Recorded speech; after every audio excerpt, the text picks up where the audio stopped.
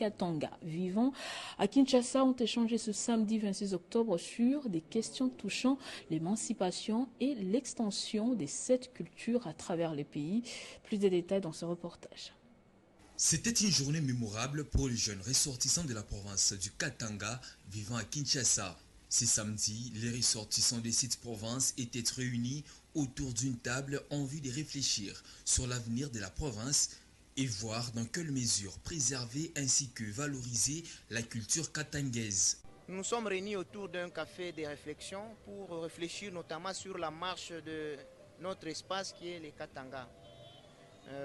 D'ailleurs, pour raffermir nos liens, nous appelons tous nos frères vivant à Kinshasa de se joindre à nous afin de revaloriser les valeurs et la culture katangaise. Je pense que Dieu bénisse la République démocratique du Congo ainsi que l'espace du Grand Katanga. Les coordonnateurs de cette structure appellent ainsi les Katangais vivant à Kinshasa à se joindre à eux en vue de raffermir les liens qui les unissent.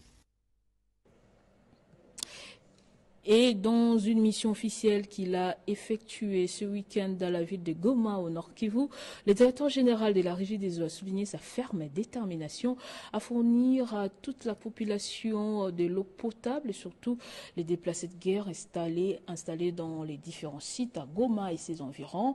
C'est dans ce cadre que David Chilumba a visité certaines installations de cette régie de distribution d'eau pour matérialiser sa vision qui est celle d'être la première société en Afrique de distribution d'eau de qualité et en quantité.